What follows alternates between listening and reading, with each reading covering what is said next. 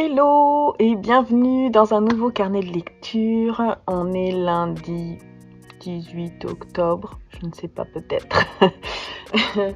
Voilà, il fait beau. J'ai déjà dérushé toute la semaine dernière et je me suis dit que c'était le bon moment, après avoir fait ça, pour venir vous dire bonjour et vous accueillir sur ce nouveau carnet de lecture. Voilà, alors, et d'ailleurs ça va me permettre de faire ma petite pile à lire de la semaine, je pense que ce sera bien. Alors, hier soir, j'ai fini L'apprenti épouvanteur, le tome 1 de la saga L'épouvanteur, et j'ai aussi lu un manga, et du coup ce matin quand je me suis réveillée, je n'avais plus de lecture en cours, et donc j'ai commencé Dracula de Bram Stoker, qui en fait est en lecture commune et a déjà commencé la semaine dernière. Mais comme je vous l'ai déjà souvent dit, j'aime pas trop lire un livre sur 3 semaines, je trouve ça un peu long. Même s'il est long, j'aime bien pouvoir le lire sur une période un peu plus courte. 2 semaines, je trouve ça chouette. Donc en fait, les filles qui ont déjà... Je crois pas qu'il y ait de garçons, mais les filles, elles en sont déjà là. Et moi, j'ai juste lu un petit peu. J'ai lu le premier chapitre en fait, et j'ai commencé le second un petit peu. Donc ce que je vais faire, c'est que je vais essayer de faire d'avancer 2 fois plus vite jusqu'à les rattraper. Et puis je terminerai la semaine prochaine. Donc Dracula de Bram Stoker, c'est un classique de cette histoire de vampire. Et voilà. Donc moi j'ai vu les films, j'en ai vu plusieurs. J'ai vu le film, alors je me souviens plus qui est ce vieux film. Et donc là, en le relisant, je retrouve en fait l'histoire qui a l'air vraiment très proche de celle du film pour le moment. Pourtant, je l'ai lu il y a longtemps, mais j'en garde vraiment un souvenir assez précis. Donc je vais voir ce qu'il en est par la suite. Alors, en parallèle de ça, il faudrait que je lise un autre livre. Et ce que j'ai fait ce matin aussi, j'étais très en forme ce matin, j'avais envie de ranger mes livres. Donc j'ai rangé mon petit chariot de lecture et j'ai mis en haut ce qu'il me restait à lire. Je vais vous montrer un petit peu. Pour valider le Pumpkin Autumn Challenge, il me reste ça à lire. Plus une BD qui est à ma droite et qui ne rentrait pas. Donc il me reste tout ça. Donc je vais essayer de piocher un livre là-dedans. Alors, si on était logique, il faudrait que je valide, parce qu'en fait ça c'est les livres et mangas et BD qui me permettraient de valider en fait toutes les catégories et donc de finir ce challenge. C'est faisable, hein. Il y a juste celui-ci qui est énorme, parce que c'est l'intégrale, il fait 820 pages, mais je crois que c'est en plusieurs livres, si je dis pas de bêtises, donc je suis peut-être pas obligée de tout lire, mais je vais voir. Donc il y a celui-ci que je pourrais lire, mais j'ai pas vraiment envie de le lire cette semaine.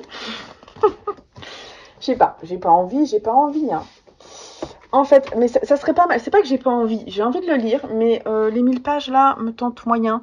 Peut-être que je le lirai la semaine prochaine ou la semaine d'après, parce qu'il y a une période quand même de vacances, et ce serait pas mal. En fait, la semaine prochaine, mes enfants sont pas là dans la semaine, ils sont là le week-end, mais pas là dans la semaine, et je me disais que ça serait sympa de me refaire un week-end 7 jours, 7 livres.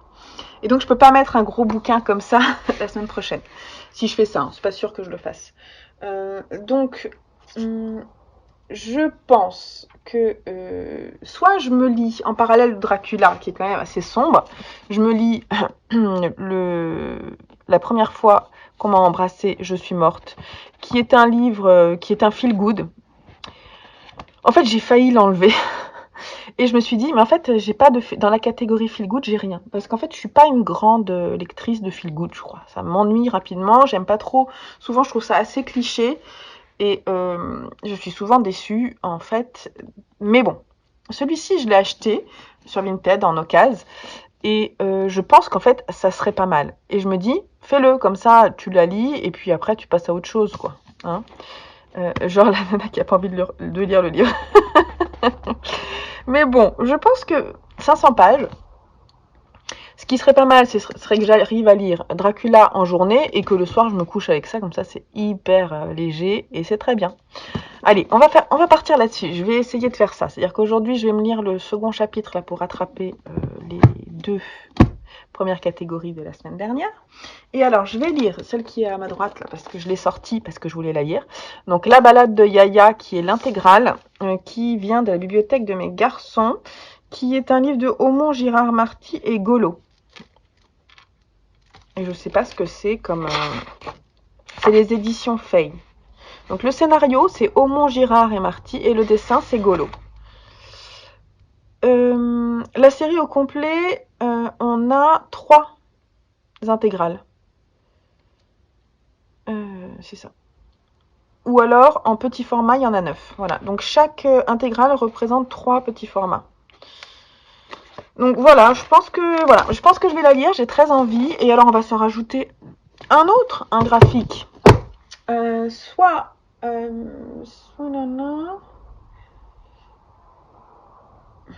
Donc là, c'est un truc qui est pas très léger. Hein. Je sais que ça parle de la guerre. C'est la guerre au Japon, je sais pas. Hein. Mais en tout cas, ça parle de la guerre. Donc peut-être que je pourrais prendre un truc un peu plus léger. On va partir sur minuscule. Voilà, donc j'ai ma pile à lire pour la semaine. Et je suis plutôt contente, hein, c'est plutôt chouette. Et puis, si ce week-end, j'ai bien avancé Dracula, je me rajouterai un autre livre. Ça me semble pas mal. Allez, on part là-dessus. Donc, de ce côté, je dois faire mon petit récap ce matin là pour le Pumpkin Autumn Challenge. Je l'ai fait dans mon suivi. En fait, j'ai un drive où j'ai un suivi de mes lectures, ce qui me permet de savoir combien j'ai de livres lus, ce que j'ai envie de lire ce mois-ci. Ça me permet de me motiver, de savoir aussi par rapport à mes challenges pour m'organiser, savoir quand est-ce que je lis quoi. Et puis, j'ai aussi des cahiers. Je vous montrerai ça si ça vous intéresse. J'ai 2 cahiers. J'ai un cahier où je recense mes livres et si j'ai envie de prendre des notes, ça me permet de prendre des notes sur les bouquins, notamment si j'ai envie d'écrire mes avis, ça peut m'aider. Je m'en sers pas énormément quand même, mais ça me permet de recenser ce que j'ai lu aussi. Et j'aime beaucoup le support cahier, donc ça me plaît beaucoup. Et j'ai un autre cahier. J'ai 3 cahiers de lecture. Zinzin la fille. Le deuxième cahier qui me permet de savoir ce que j'ai lu versus ce que j'ai acheté. Ça, je sais pas si je vous l'ai déjà montré, je crois. Et dedans, je mets les récaps de mes challenges, justement, aussi. Et j'ai un autre petit cahier que j'ai commencé la semaine dernière. Et celui-là me permet de noter plusieurs choses, notamment le suivi des sagas que j'ai commencé cette année. Je prends des notes aussi sur les bouquins que j'ai envie de lire. Il faudrait que je vous les montre. Si ça vous intéresse, vous me direz en commentaire. Et puis voilà, ça me permet, j'aime bien faire ce petit suivi parce que c'est chouette de voir tout ce qu'on a lu. En fait, c'est assez satisfaisant de voir que ce qu'on a envie de lire est lu. Voilà, tout simplement. Donc ça me plaît. Et qu'il y a des nouvelles choses qui rentrent. Mais moi, vraiment, je suis face là à ma pile à lire. Et ça m'angoisse pas du tout. J'ai vraiment tout envie de lire. Donc il faut juste que je cale. Et autre chose que j'ai fait ce matin, j'ai commencé à mettre de côté des livres que je lirai plutôt en hiver. Donc notamment peut-être dans le cadre du Cold Winter Challenge.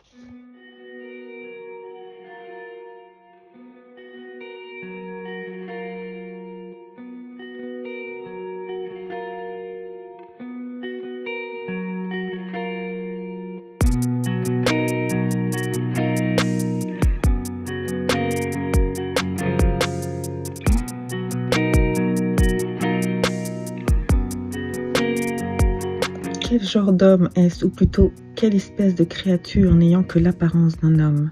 L'épouvante que dégage ce lieu horrible est en train de me faire perdre tous mes moyens. J'ai si peur, une peur atroce, et n'ai aucun moyen de m'échapper. Je sens et pressens des choses épouvantables autour de moi, et auxquelles je n'ose même pas penser.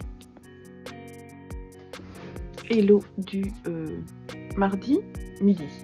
Non, presque midi. Je voulais vous montrer, j'ai reçu une commande, et je voulais l'ouvrir avec vous parce que j'ai acheté des bouquins.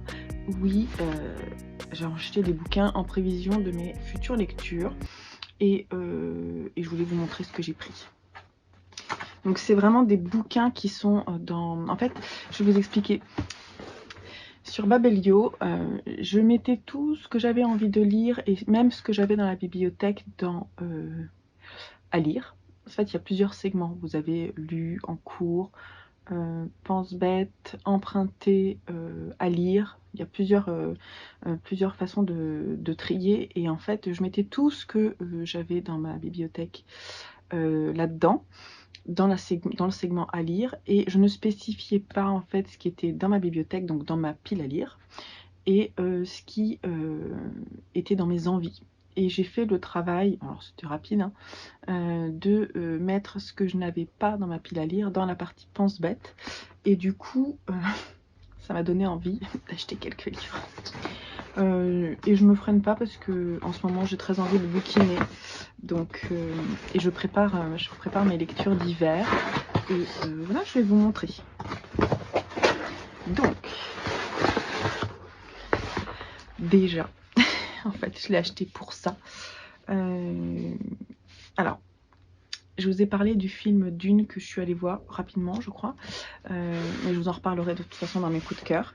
J'ai le livre Dune en édition Pocket, mais l'édition date d'il y a plus de 20 ans, je dirais. Et ils ont réédité dans une très belle édition collector. Et donc, je l'ai acheté. Et donc, ils l'ont réédité. Et il y a eu une nouvelle traduction qui a été faite. Donc, c'est la collection Robert Laffont. Et en plus, il y a des préfaces, il y a plusieurs préfaces. Une de Denis Villeneuve, le réalisateur du film, du premier, du Dune, là, et Pierre Bordage, qui est un auteur de science-fiction aussi super. Donc, je suis contente. Et c'est l'édition du cinquantenaire, revue et corrigée. Et en fait, j'en ai parlé avec mon homme et il m'a dit que la traduction apparemment était vraiment bien meilleure que la précédente, que ça a été mis en avant en fait. Donc du coup, je me suis dit, je vais me faire ce plaisir et je vais le lire en hiver. Certainement, je vais essayer de le caler dans le Cold Winter Challenge quand il viendra. C'est une belle brique, hein. Je crois que ça fait plus de 800 pages. Non, 700 pages. Il est très beau et c'est un beau cadeau que je me fais. Voilà. J'ai aussi craqué pour un livre qui était présenté dans les coups de cœur Babelio, le dernier coup de cœur Babelio. Donc en fait, c'est la partie un peu nature writing et moi qui suis vraiment fan de ce genre de littérature,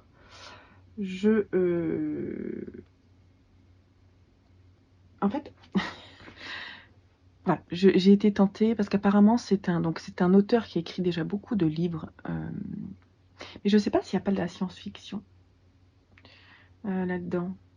Voilà, je voulais me remettre en place. Donc, on frôle la science-fiction. Donc en fait, il y a une partie, une question de maladie mentale. Il est question de nature et de vie justement dans la nature et voilà. Et une partie un peu surnaturelle, on va dire. Voilà. Et apparemment, c'est une histoire très forte, une histoire d'amour filial entre un père et son fils. Et voilà, tout ça me donne envie de découvrir cet auteur, qui n'est pas à sa première édition. Oui, parce qu'il en a fait d'autres. Moi, je ne connais pas du tout. Vous connaissez peut-être, hein. Si vous connaissez, vous me direz. Il a auparavant sorti des livres chez Le Cherche Midi. D'ailleurs, 1, 2, 3, 4, 5, 6, 7, 8, 9, 10. Il a déjà sorti 10 livres au Cherche Midi. Et là, il sort ça chez Actes Sud. Voilà. Elle est très belle, cette couverture. On va partir un peu dans l'espace, je pense. Et ça, je me suis offert vraiment pour le Cold Winter Challenge parce que j'avais envie. C'est un livre young adult qui est assez connu, hein. Les enfants de Pickwood de Rod Marty. On retrouve en fait, les personnes qui habitent à Pickwood sont retrouvées avec des bleus, des choses comme ça, et on ne comprend pas pourquoi. Et donc, cette histoire de Chayton, qui est le médecin de la ville, et de son père, qui est un vieux chaman au savoir ancestral, qui sentent qu'il y a quelque chose qui se profile qui n'est pas normal. Et bon, bah, c'est la couverture aussi avec l'hiver là qui m'a donné envie de le lire. C'est aux éditions Scrinéo et j'en ai entendu du bien. Donc je me suis dit que ça serait pas mal. C'est sorti en 2015. Et ça, c'est le premier roman de l'auteur. Donc si vous l'avez lu, je veux bien que vous me disiez si ça vous a plu. Il est bien noté sur Babelio. Moi, je regarde toujours, en fait, quand les livres me tentent, même juste par leur couverture. Pardon, je passe ça. Je regarde toujours comment il est noté sur Babelio et quelles sont les critiques et bien sûr l'histoire. Et si ça me tente, des fois, je craque. Et voilà, donc j'ai craqué pour ces 3 livres. Très différents, mais qui j'espère me plairont pour l'hiver. Et voilà, donc je vous laisse là et moi je continue ma lecture de Dracula.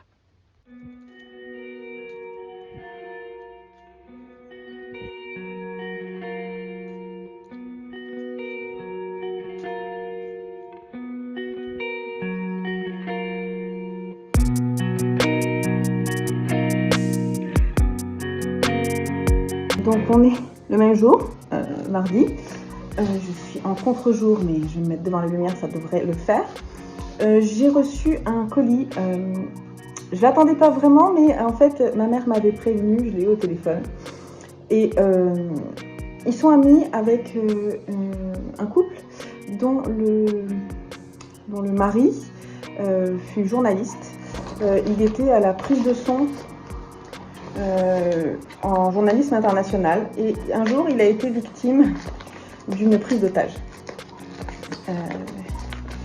Roland Madura. Et cet été, mes parents m'ont à nouveau raconté son histoire. Je pense pas qu'ils me l'avaient raconté avant. Et moi j'étais assez subjuguée et puis ils m'ont dit il a écrit un livre. Dit, ah bon, il a écrit un livre. Je me dis mais j'aimerais vraiment le lire. Alors mon père me l'a montré et je me suis dit peut-être que je vais le lire cet été et j'ai pas réussi à le mettre dans mon planning. Et j'ai parlé avec eux un peu cet été et ils étaient touchés. Ils étaient touchés que ça m'intéresse et ils ont demandé l'adresse à mes parents pour m'envoyer un exemplaire.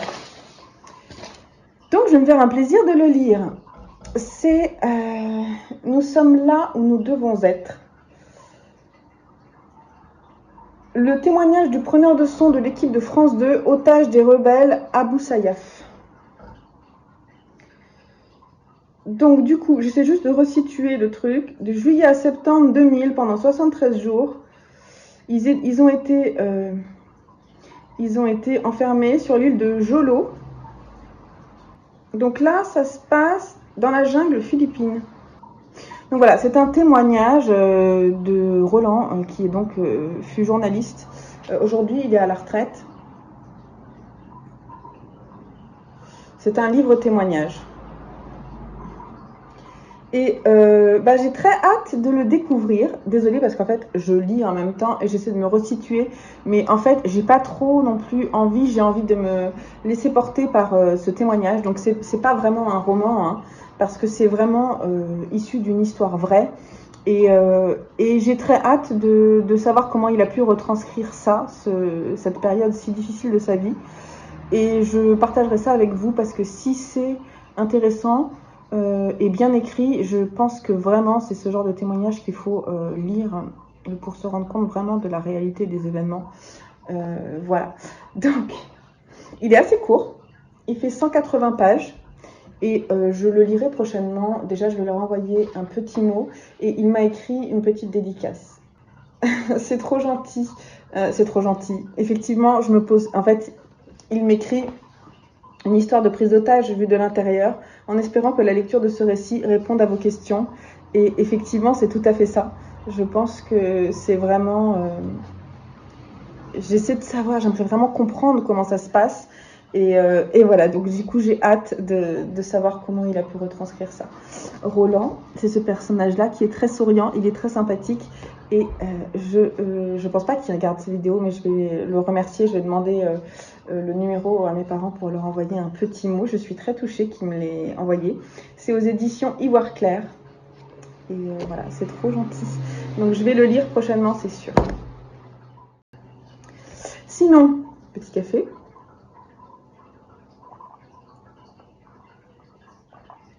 Pas mal de réceptions encore. Et figurez-vous que j'ai aussi fait une commande chez Françoisir. Je lis énormément de choses, mais en même temps, j'ai tellement envie de lire plein de trucs. Je pense qu'il y a un truc que je vais faire. Ce que je me disais hier, c'est que y a beaucoup de livres dans ma bibliothèque que je n'ai pas envie de lire. Voilà. On a déjà fait un gros tri avec mon homme parce qu'on a un peu modifié la bibliothèque. D'ailleurs, c'est pas encore tout à fait terminé à mon goût parce qu'il y a des étagères qui sont vides et tout. Donc, c'est pour ça que je vous ai pas filmé l'installation finale. Parce que dans ma tête, c'est pas encore clair de ce que je veux faire. Dans notre chambre, on a ma pile à lire. Au départ, j'ai mis une partie de ma pile à lire ici. Et puis en fait, j'en reviens à la mettre tout là-haut parce que le fait qu'il y en ait une partie en bas, une partie en haut, ça me pose un peu problème dans mon organisation. J'aime bien pouvoir piocher vraiment dans l'intégralité. Et en plus, je ne suis pas quelqu'un qui prévoit vraiment toutes ses lectures à l'avance. Vous voyez, je me dis pas, je vais lire ça, puis ça, puis ça, puis ça, puis ça. Je me fais une pile et en fait, ensuite, je pioche ce que j'ai envie de prendre. Bien entendu, après, quand on a une lecture commune, notamment comme Dracula, ben là, bien sûr, je vais faire ma lecture commune, donc je sais que c'est prévu. Mais j'aime bien me faire ma pile à lire et qu'elle reste inspirante. Pardon. Du coup, je réfléchis encore, c'est pour ça que je ne vous ai pas montré. Mais un jour, peut-être, en même temps, c'est jamais terminé. Je déteste ce plan, en fait. J'ai peur que vous tombiez. J'ai peur que vous tombiez. Il faudrait pas que mon téléphone se casse, ce serait bête, hein. Voilà, donc je sais plus pourquoi je vous disais ça. Je me suis encore perdue dans mes... Voilà. Pourquoi est-ce que je disais ça?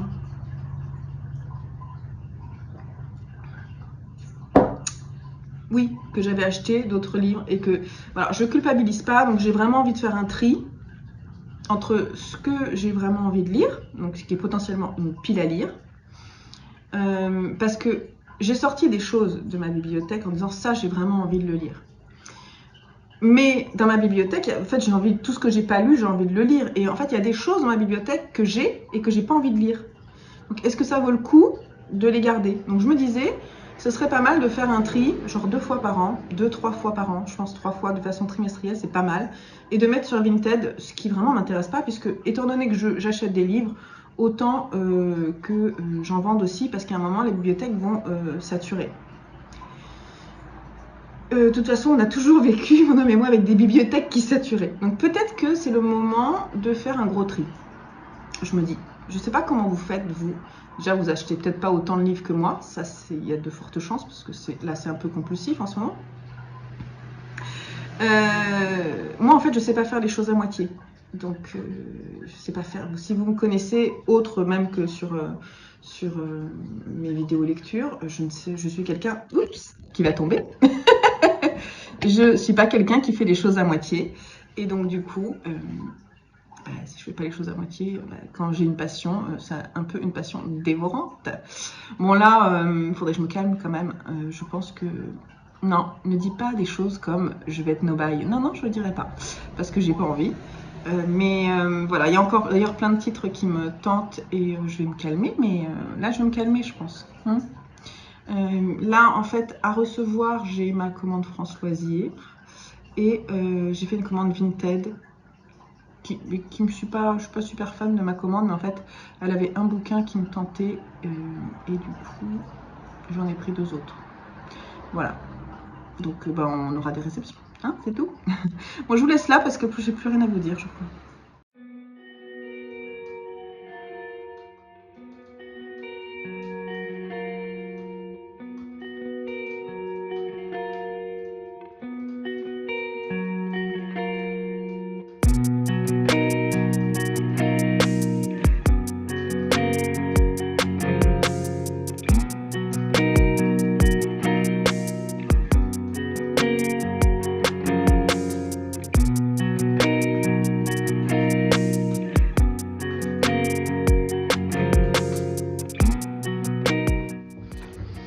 Hello du jeudi, on est le 21.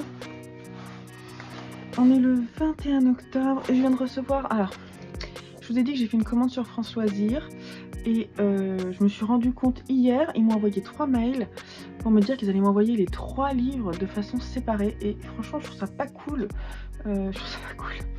Mais bon, c'est comme ça. En fait j'avais de l'argent sur mon pass lire et j'en ai profité parce que je voulais m'acheter une belle édition du livre 1984 de George Orwell. Et du coup, pour éviter les frais de port pas trop chers, j'ai rajouté 2 bouquins. En fait, ça fait des frais de port quasiment gratuits, c'est 0,01 €. Donc je trouve ça un peu dommage de payer autant de frais de port que le prix d'un livre. Je préfère acheter un livre. Mais eux, ils m'envoient 3 colis différents. C'est hallucinant. C'est quand même pas écolo, quoi. Non. Voilà. Donc celui-là, ah bah c'est justement l'édition de 1984. Donc j'ai hâte de la voir. En fait, je l'ai vu sur Vinted. Je cherchais une belle édition et je trouvais que les éditions étaient pas belles. Franchement, les poches, j'en ai une qui est vraiment flinguée, donc j'avais envie de le lire. Pour me donner envie de le lire, j'avais envie d'acheter une belle édition. Donc je suis allée voir sur Vinted, je trouvais que les couvertures étaient pas belles. Et le mieux que j'ai trouvé, c'était une édition France Loisirs. Et en fait, elle était au même prix que le neuf sur France Loisirs. Donc je suis allée sur France Loisirs. Et franchement, je suis plutôt contente, il est très beau. Voilà, je trouve que la luminosité est moyenne. Voilà, alors franchement il est pas mal et surtout l'écriture va être beaucoup plus agréable à lire que sur le poche que j'avais dans mon stock. Je sais pas où il est, je l'ai pas mis là, je sais plus où je l'ai mis, mais je vais le mettre dans une boîte à livres parce que c'est quand même un très bon livre, donc autant le partager. Mais là je suis très contente, je vais pouvoir le lire dans cette belle édition, certainement avec une traduction aussi mise à jour. Quand est-ce qu'elle a été faite? Traduite de l'anglais par Amélie Audiberti. Donc non, je suis contente. Et une pub, le club France Loisirs, 50% de remise sur la collection Prestige. En fait, la collection Prestige, c'est pas du tout pour moi.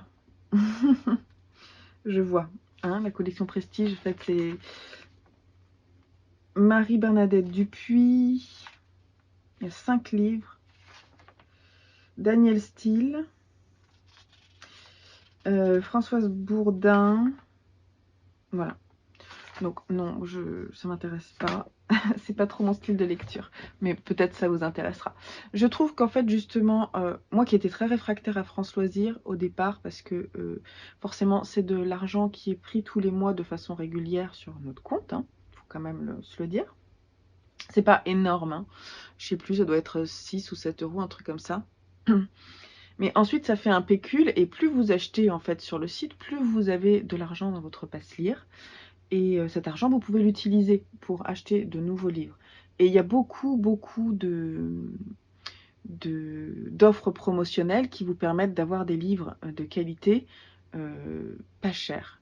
Et je trouve que finalement, c'est pas si mal. Après, c'est des grosses boîtes, hein, c'est comme Amazon. Enfin, c'est pas comme Amazon, France Loisirs. Je ne sais pas précisément par qui c'est dirigé et comment c'est dirigé et comment c'est géré derrière. J'imagine que c'est un peu l'usine, mais n'empêche que c'est un moyen d'accéder de façon pas chère à la culture, donc je trouve ça quand même toujours intéressant de mettre en avant. Vous me direz ce que vous en pensez en commentaire de France Loisirs. En tout cas, du coup, j'ai très hâte de le lire. Il est dans ma pile à lire pour le Pumpkin Autumn Challenge, donc dans la partie science-fiction. Voilà, donc je suis très contente d'avoir cette édition-là.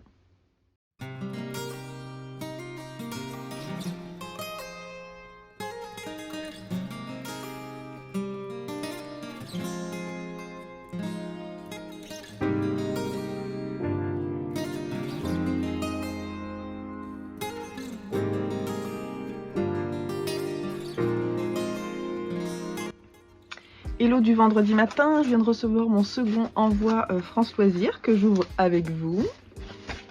Je vous fais découvrir en fait ce que c'est, mais faut vous en ficher un petit peu. En fait, j'en ai parlé, j'avais très hâte de le découvrir parce que j'en ai parlé dans mes sélections dans ma sélection lecture des sorties du mois d'octobre. Et j'ai craqué quand j'ai vu qu'il était chez France Loisirs, donc je l'ai pris. Donc c'est Le Festin des Hyènes. Je ne vais pas forcément vous dire de quoi il est question, je vous renvoie vers ma sélection. Voilà, donc j'ai très hâte de le découvrir. Fabienne Juel a écrit déjà 8 romans. Elle a déjà reçu des prix. Et là, on est aux éditions La Brune au Rouergue. C'est une très belle édition. Le livre n'est pas très grand et j'ai très envie de le commencer, mais non, pas tout de suite. Quand le livre est court comme ça donne envie de le lire en un week-end. Et comme on est vendredi, bah non, il va falloir que je résiste, surtout que j'ai 2 livres en cours. Alors, ça confirme d'ailleurs, les 2 livres en cours, ça confirme mon retour sur c'est pas ce que je préfère. J'aime bien lire un livre après l'autre. Mais comme, si vous voulez, comme j'ai une lecture commune, j'essaie de voir quelle est la meilleure solution. J'ai une lecture commune qui se déroule sur 3 semaines. J'ai laissé passer la première semaine et je suis en train de le lire. C'est Dracula, donc de Bram Stoker. Il n'est pas là. Que je suis en train de lire. Et du coup, de toute façon, c'est un livre qui est quand même assez important et je voulais le faire courir sur 2 semaines. Mais du coup, je le lis pendant la journée et le soir, quand je m'endors, je lis autre chose. Je suis pas venue vous en parler, mais j'aime beaucoup ma lecture du soir. Sauf que le bouquin que je lis, le soir, je suis un peu frustrée parce que j'aimerais bien l'avancer plus et je m'endors dessus. Donc, je ne sais pas comment faire. Je ne sais pas finalement si les lectures communes, c'est bien pour moi. Mais j'aime bien échanger avec vous. Alors du coup, je ne sais pas quelle est la solution.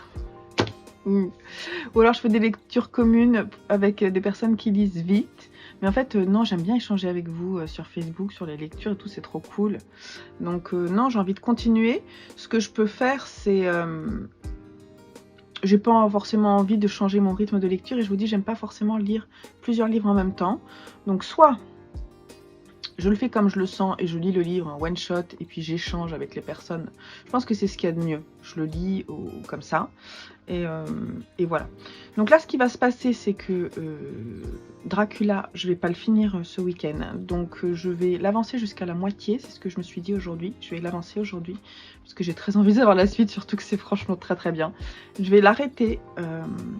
Je vais l'arrêter quand j'arriverai à la moitié et je vais lire mon livre Feel Good du soir. Et puis ensuite, je lirai Dracula, je finirai Dracula sur la semaine prochaine. J'avais dit que je ferais une semaine à 7 livres la semaine prochaine parce que mes garçons sont pas là en semaine. Mais en fait, non, parce que j'ai envie de finir Dracula. Donc voilà, je ferai une autre fois. Peut-être la semaine d'après, qui est une semaine où j'ai plus de jours de congé. En fait, j'ai quelques jours de congé. Et je vais voir. Je suis même pas obligée de le faire, c'est juste si j'ai envie, quoi. Et voilà ce que je voulais vous dire. Si j'ai fini de lire Chaviré de Lola Lafont, enfin, je l'ai pas lu, je l'ai écouté sur Audible. Ça m'a beaucoup plu. Bien que j'ai trouvé que c'était assez déconstruit et que à l'audio, c'était pas forcément évident à suivre, puisque c'est le parcours en fait de certaines jeunes filles de leur enfance à l'âge adulte et l'âge avancé. Enfin, c'est pas vraiment le parcours, c'est plutôt des témoignages qui sont presque enregistrés et retranscrits de jeunes filles qui ont été comment dire, qui se sont prostituées suite à comment ça s'appelle cette je vais retrouver le nom. Donc la fondation Galmaté, un truc comme ça. C'est pas grave, j'ai pas retrouvé en fait. Je suis allée voir sur Babelio le résumé, mais c'est pas écrit. Il parle d'une fondation mystérieuse. Effectivement, c'est le cas.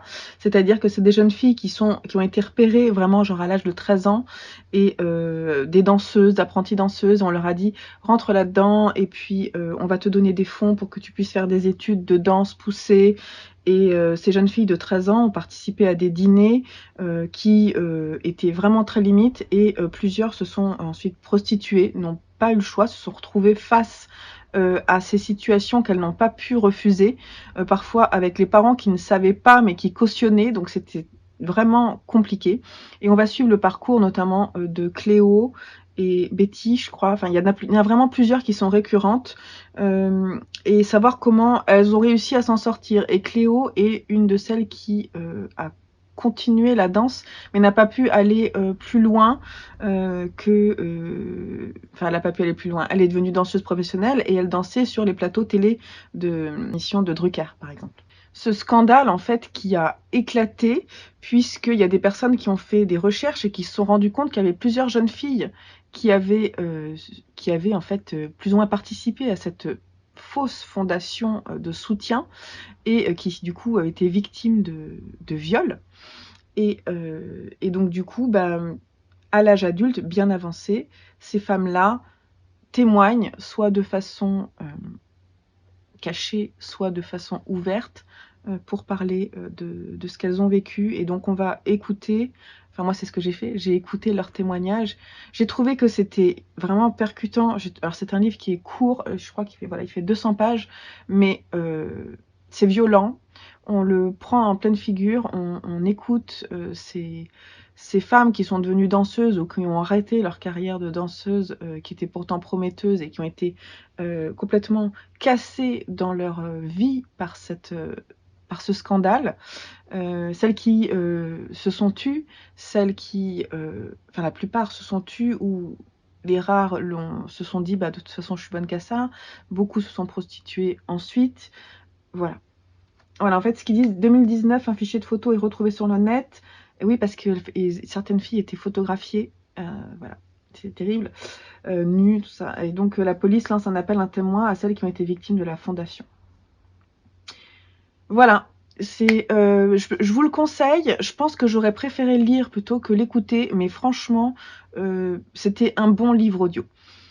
Ensuite, je suis en train de lire. Non, je suis en train d'écouter. Je vais retrouver le nom, attendez. Donc il y a plusieurs mois, j'ai pris avec ma cagnotte Audible un livre qui s'appelle La colline aux esclaves, qui est un livre de Kathleen Grissom, qui date de 2016, parce qu'il était conseillé dans les recommandations Audible, et du coup je l'ai lancé, et franchement, voilà, j'aime pas trop. L'histoire se passe aux États-Unis au moment où l'esclavage est encore en marche,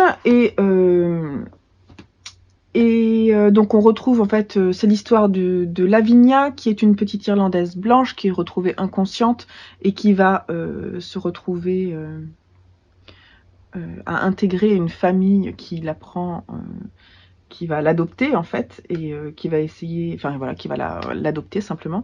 Donc elle va se retrouver en fait élevée par une famille noire d'esclaves. Puis domestique, hein, alors qu'elle est blanche. Et voilà, donc c'est l'histoire de ça, et en fait, j'ai pas envie de lire ça. Et en plus, l'écriture, enfin la façon dont c'est lu, tout ça, ça me tente moyen. Le problème que j'ai, c'est que j'ai pas d'autres livres. J'ai pas d'autres livres sur mon Audible, et en fait, je veux pas acheter. J'ai failli en fait acheter un bouquin. C'était lequel qui me tentait? Je sais pas, il y avait un bouquin là qui me tentait que je n'avais pas, parce que je vais pas acheter un livre que j'ai en livre pour le lire en Audible. Ça, c'est pas un truc qui me plaît. J'ai vraiment, quand j'ai un livre, j'ai envie de le lire. Donc j'écoute des livres audio qui pour lesquels en fait j'aimerais pas forcément acheter le livre où j'ai des doutes, et en fait du coup je suis souvent déçue. Mais voilà, Chaviré, j'ai pas été déçue, je vous le conseille. Mais du coup là, je vais attendre d'avoir mon comment ça s'appelle, mon crédit Audible pour pouvoir en prendre un autre. Parce que La colline aux esclaves, bon, je pense que je l'écouterai, hein, mais ça me tente moyen.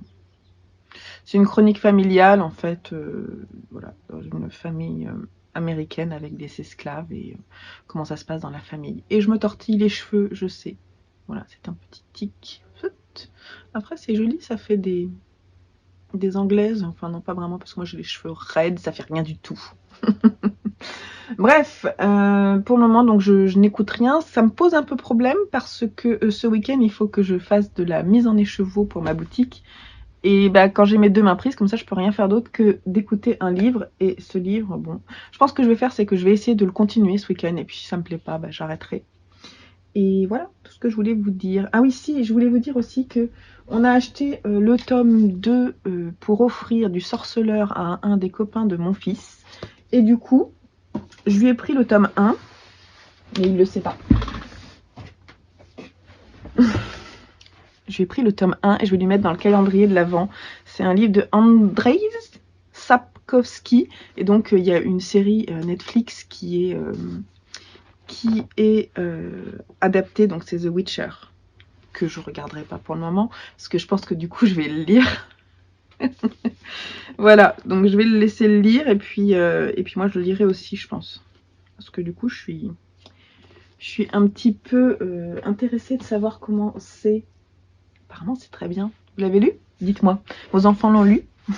Dites-moi. Voilà. Oui, sinon, ce que j'ai fait aussi hier, dans une petite pause, je suis allée checker ma liste sur Netflix parce que, comme mes enfants sont pas là la semaine prochaine, j'ai envie de me faire une petite cure, vous savez, pour le Pumpkin Autumn Challenge, me faire une petite cure de films et séries, surtout films, pour les mettre dans mon Pumpkin Autumn Challenge. Parce que j'essaie de faire livres, BD, manga et films. Et donc du coup, je me suis fait une petite sélection là. De toute façon, je vous montrerai, je vous dirai ce que je regarde en même temps. Voilà, donc là, je vais vous laisser pour aujourd'hui. Je reviendrai vous faire un petit point ce week-end sur mes lectures, voir si j'arrive à finir mon livre Feel Good et vous faire mon retour. Et puis sinon, je vous dis à plus tard.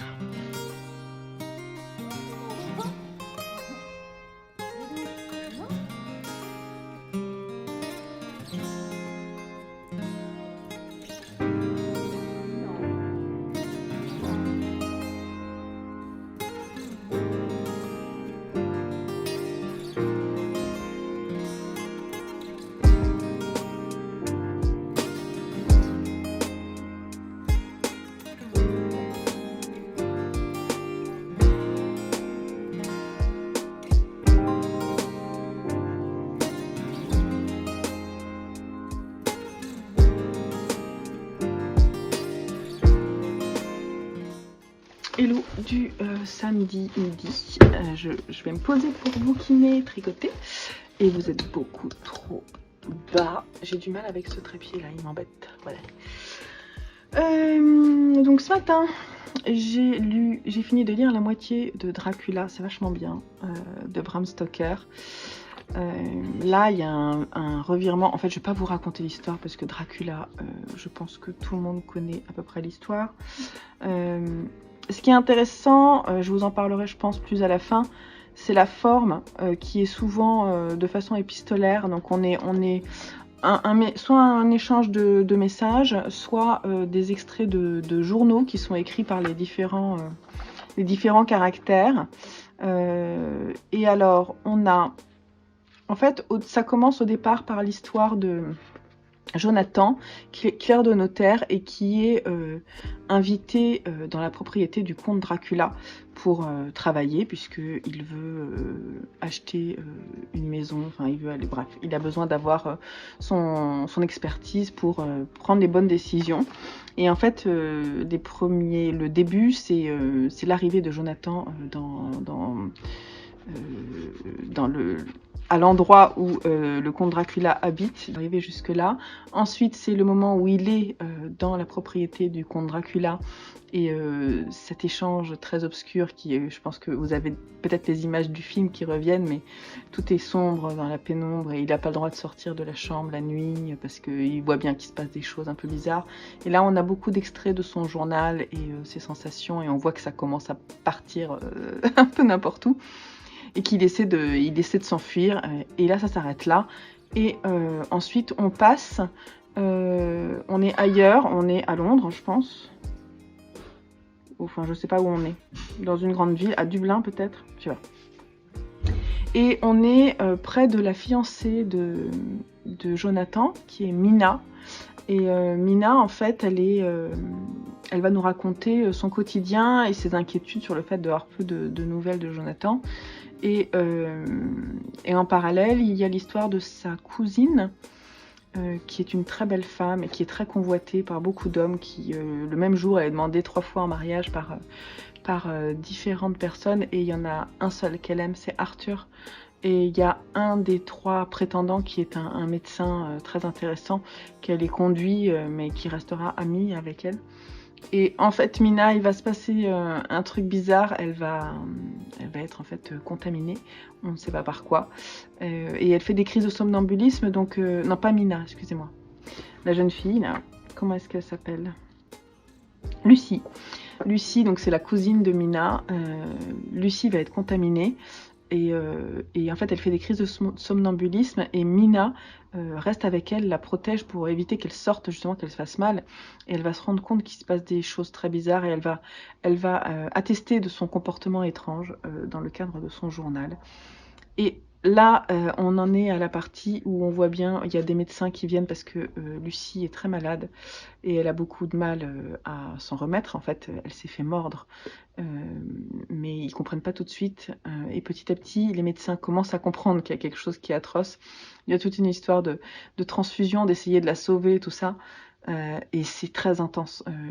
Voilà. Mais après, je vais m'arrêter là parce qu'il faut lire, faut le lire. C'est bien écrit, c'est entraînant. Donc, je vais prendre plaisir à le finir en début de semaine prochaine parce que j'ai très, très envie de lire la suite. Je suis pas vraiment arrivée au... En fait, c'est l'encoche orange, c'est là où les filles en sont à la fin de ce week-end. Je pourrais le lire, hein, là. Mais en fait, j'ai envie de lire quelque chose d'un peu plus léger. Donc, je vais lire mon livre qui n'est pas là, il est là.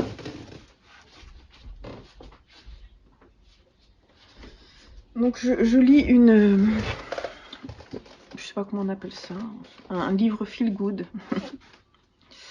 J'étais assez sceptique parce que je constate bien que c'est pas forcément un genre qui me plaît.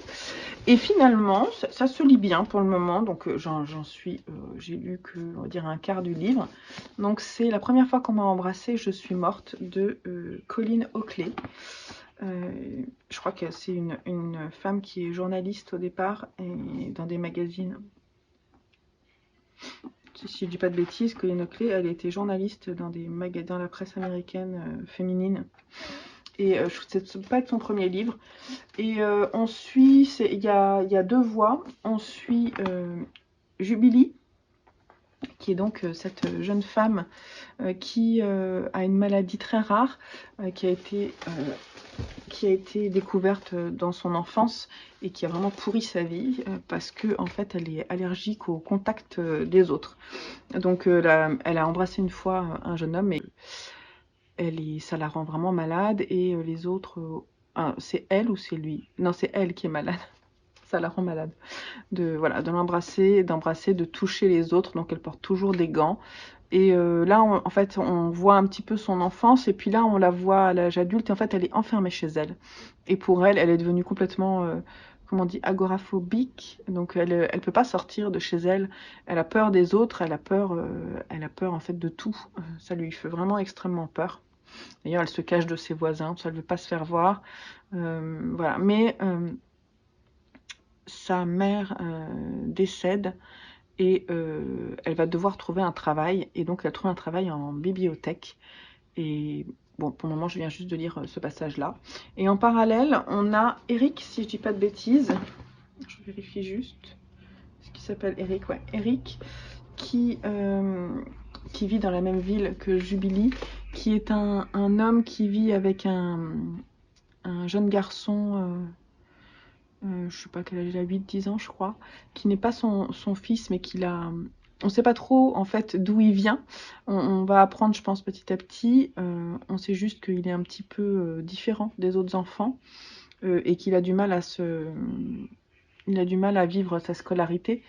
Et Eric, lui, il est papa d'une jeune fille, mais qui a complètement coupé les ponts avec lui. On ne sait pas trop pourquoi. Et il aimerait bien pouvoir renouer. Et pour le moment, voilà, on a Jubilee et Eric et ils ne se sont pas encore rencontrés. J'en suis à la page 110 et il y a 500 pages. Voilà. Donc là, j'aimerais bien l'avancer ce week-end. Je ne sais pas si je le finirai, hein, mais parce que ça se lit bien, c'est écrit gros. Donc ça s'avance. En fait, je l'ai lu que le soir. Et le soir, en ce moment, je m'endors facilement parce que je suis un peu crevée. Et sinon, ce matin, j'ai lu le tome 1 de Minuscule dans le cadre du Pumpkin Autumn Challenge. Dans la partie Automne enchanteur, la lunette de pierre. C'est extra pour voir ce qui ne se voit pas. Pour regarder, je sais plus comment c'est. Et c'est la partie Petit Peuple Féerie, Nature Writing. Et voilà, donc Petit Peuple, là, on est sur des personnages qui vivent dans la forêt et qui font pas plus de 8 cm. Ces deux personnages qui sont Akume, c'est le personnage, on va dire, principal, qui vit avec Mikoshi, qui apparemment l'a recueillie. Elle vivait un petit peu à la rue, on sait pas trop ce qu'elle faisait avant, mais elles vivent tous les deux dans la forêt, assez loin dans la forêt. Et c'est l'histoire un petit peu de leurs aventures, de leurs rencontres, de comment elles travaillent. Elles ont chacune leur caractère, c'est franchement mignon. C'est pas extraordinaire, c'est mignon, ça se lit. Voilà, c'est vraiment un feel good. C'est plutôt, il y a des moments qui sont rigolos, il y a des expressions qui sont plutôt marrantes. Je vous aurais filmé, je pense, quelques passages. Elle rencontre d'autres personnages. Moi, le passage que j'ai préféré, c'est Akume qui travaille. Et en fait, quand elle travaille, elle fait toujours la tronche. Donc en fait, c'est des petites scénettes qui sont séparées. On va dire, chaque scénette fait ça, vous voyez. Hop. Chaque scénette fait ça et ça raconte une petite partie de leur vie. Et moi, j'ai beaucoup aimé la partie où elle travaille. Donc en fait, le travail d'Akume, c'est de réparer des choses. Mais comme elle répare trop bien, eh ben, elle n'a pas beaucoup de travail. J'adore, c'est mignon. Et en fait, la partie que je préfère, c'est ça. C'est celle-là. Le jour de travail, le chapitre 5. J'adore le déguisement. Donc elle se met en... Elle se déguise, quoi. Et puis en fait, comme elle est toute petite, c'est très pratique quand elle doit se faufiler. Et en fait, elle travaille avec Sardin, qui est un... Je sais pas. Je me souviens plus ce que c'est. Une belette. Ça doit être une belette. Voilà. Et Sardin, en fait, elle l'appelle Sardine. Et il aime pas ça. Donc, c'est lui aussi, il fait beaucoup de travaux. Et en fait, elle est son assistante. Et elle se débrouille très bien. Mais ils ont une relation qui est un petit peu ennemie. Voilà, je t'embête, je te taquine. Et je trouve ça trop chouette. Pour qu'à la fin, il y ait toujours une petite morale. Voilà.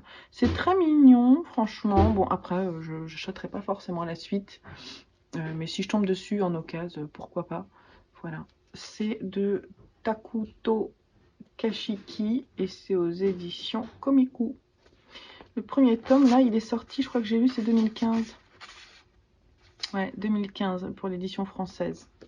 Je crois qu'il y a plusieurs tomes, il ne doit pas y en avoir énormément, mais il y en a plusieurs. C'est vraiment très mignon.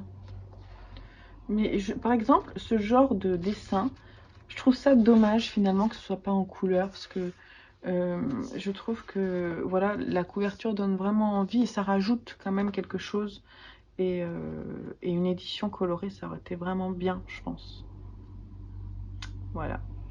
Mais il y a des passages très chouettes. Le passage aussi dans cette ville-là, je trouvais que les dessins, en fait, ce ne sont que des échoppes qui sont superposées les unes sur les autres. Et il y a des dessins de cette ville. J'ai trouvé ça splendide. Je vais essayer de vous montrer. À un moment, ils sont dans les rues de la ville. Elles sont dans les rues de la ville. Je trouvais ça très beau. Je sais pas si vous voyez. On a vraiment ce sentiment d'être tout petit. Voilà, donc je suis bien dans le thème et je suis contente de l'avoir lu. Ça faisait longtemps, j'étais curieuse de savoir ce qu'il en était. Et franchement, c'est à la hauteur de ce que j'attendais quand même. Hein. J'en attendais pas non plus. Voilà, mais c'est très mignon et vous pouvez le faire lire à vos enfants et le lire vous aussi parce que c'est vraiment agréable. Voilà, donc je vous laisse là pour le moment et je vous dis à plus tard. Ok, samedi 13h, j'ai reçu le 3e livre de Françoisir, La Loose.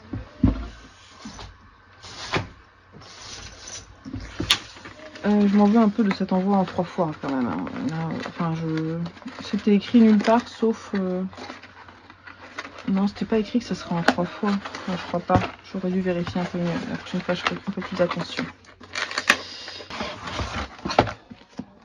Oh, il est mouillé. Enfin non, il est pas mouillé, il y a de l'humidité. Un petit peu écorché. Ok, j'ai pris L'Outsider de Stephen King, qui est donc dans cette collection poche. Je pensais pas qu'il était aussi gros. 2018. En fait, j'en ai entendu du bien sur plusieurs podcasts. Et moi, en fait, je suis une férue de Stephen King, mais à ses débuts. Et je vous ai déjà dit que, par exemple, le 23-11, là, je sais plus comment il s'appelle son bouquin, j'ai commencé à l'écouter en livre audio et j'ai abandonné. Je trouvais ça m'a pas plu. Je trouvais ça ennuyeux, tout simplement. Et donc, j'ai beaucoup de respect pour Stephen King et pour sa plume. Mais du coup, j'ai envie de retrouver un livre qui me redonne du plaisir lecture comme j'ai pu en avoir à ses débuts, parce que vraiment, j'étais vraiment une grande fan. J'en ai lu vraiment beaucoup. Carrie, Salem, ça, j'en ai lu vraiment pas mal. La peau sur les os, Marche ou crève, tout ça, je les ai lus et je les ai dévorés. Ça m'a vraiment beaucoup plu. Et du coup, voilà, j'ai envie de retrouver sa plume. Apparemment, celui-ci est bien. Je lis pas. Je lis pas. Donc, je le lirai pour me mettre la frousse. Alors, je participe pas au Black November parce que c'est pas trop mon style, c'est pas trop mon genre de lecture préféré. J'aime bien avoir des lectures un peu plus éclectiques, et en plus, dans le cadre du Pumpkin Autumn Challenge, j'ai quand même des lectures qui sont prévues que j'aimerais finir. Du coup, faut que je les termine, et c'est pas des lectures thriller ni polar. Donc voilà. Et celui-ci, il attendra cet hiver peut-être, ou un petit peu après, je ne sais pas. Et ouais, je suis contente. Voilà. Il est un petit peu abîmé quand même, je trouve, pour un livre neuf. Mais bon, c'est pas très grave. T'es pourtant bien emballé. Hein. Voilà, petite réception dernière de France Loisirs.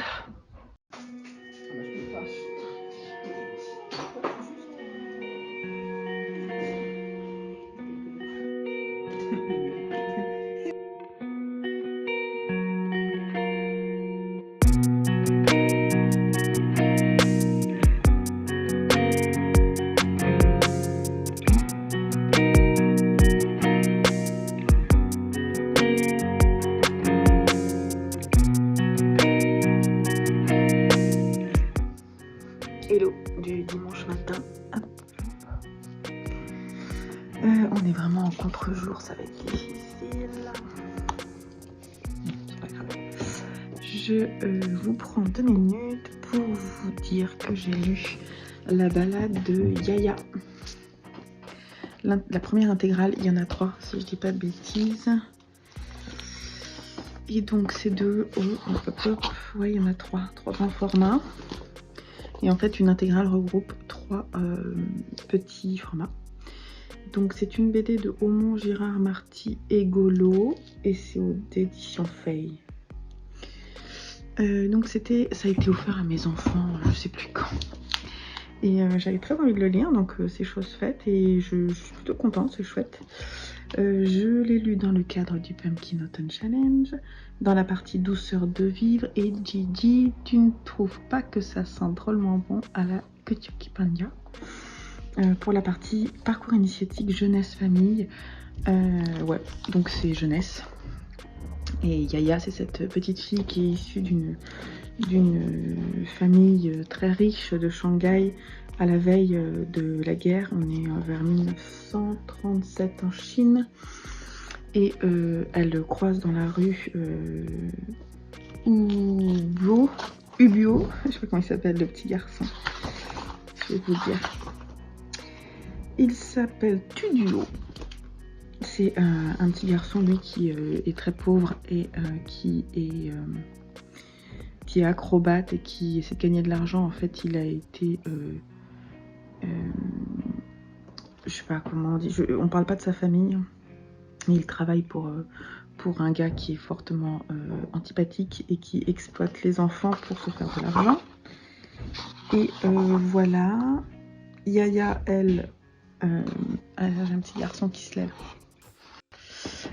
Donc, Tuduo, petit garçon des rues, croise rapidement Yaya, qui est en fait une petite fille dans une famille aimante. Son père est un petit peu sévère, mais sa mère est très enceinte, elle va pas tarder à accoucher et c'est la veille de la guerre, donc sa mère est très inquiète.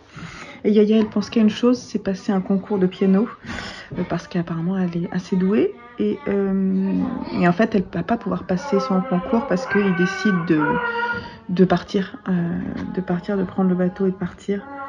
Et Yaya, en fait, elle va pas écouter ses parents et elle va faire le mur pour pouvoir passer son concours. Malheureusement, la guerre va la rattraper. Bon, et donc, la veille le jour, en fait, de début de la guerre, elle n'est pas avec sa famille et elle est séparée de sa famille par les bombardements. Et elle se retrouve avec Tudio à s'enfuir. Et Tudio essaie de partir, en fait, de chez ce monstre qui l'exploite. Et ils vont essayer tous les deux de retrouver par la suite les parents de Yaya. Et donc c'est leur parcours, leur voyage pour aller jusqu'à Hong Kong. Enfin, je sais pas s'ils y arriveront, mais il y a beaucoup de péripéties. Donc c'est un livre d'aventure, plein d'espoir, beaucoup de tristesse. Il y a un truc qui est sympa, c'est que celui qui raconte l'histoire, c'est cet oiseau. Cet oiseau, alors comment il s'appelle ? Il s'appelle Pipo. C'est le super copain de Yaya. Il est toujours sur son épaule. Et en fait, Yaya, elle entend parler les animaux parce qu'à d'autres moments, on va la voir, elle entend la voix des animaux et elle peut leur parler. Donc, ce qui est quand même assez pratique. Et voilà, donc c'est Pipo qui raconte l'histoire. Et d'ailleurs, il aide ces deux jeunes enfants dans leurs aventures. Donc voilà, je vous le conseille parce que franchement, c'est une super BD. Je pense qu'on achètera la suite. Et voilà, donc c'était plutôt sympa comme lecture du dimanche. Je retourne à mon roman.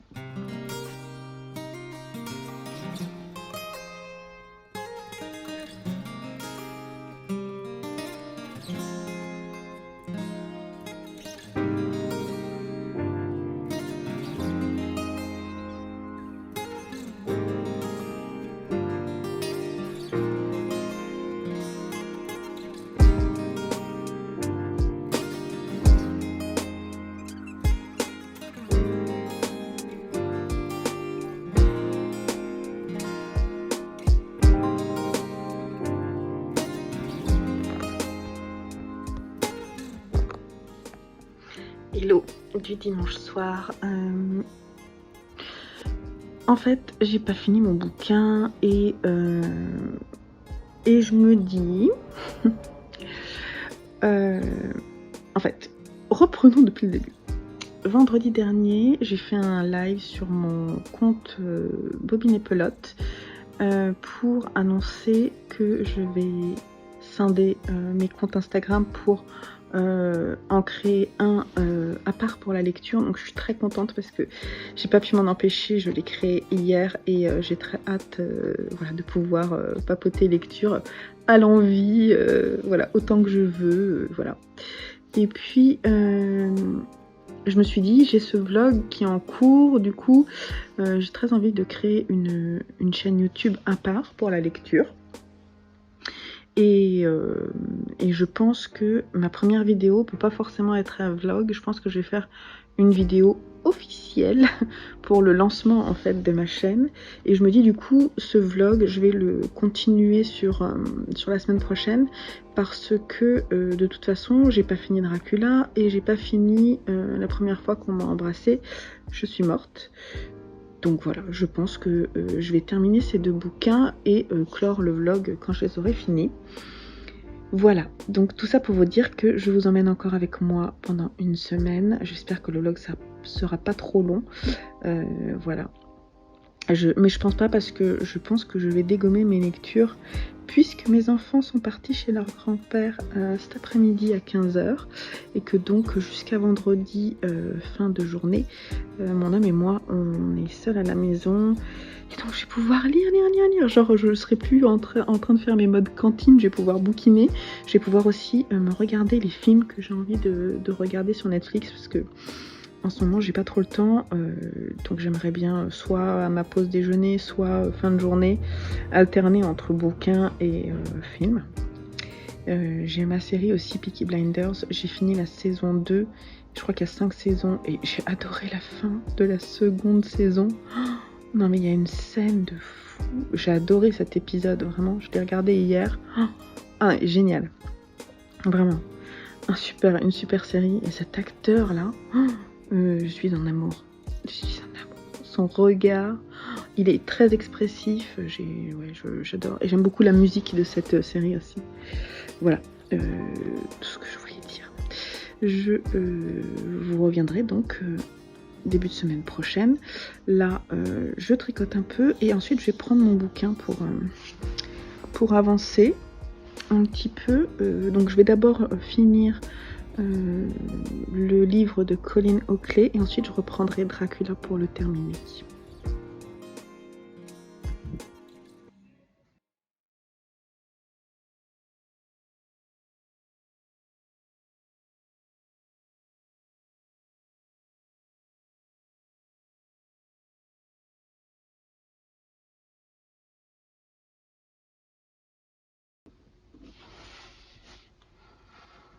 Hello du lundi sous la lumière, c'est pas très très beau la lumière.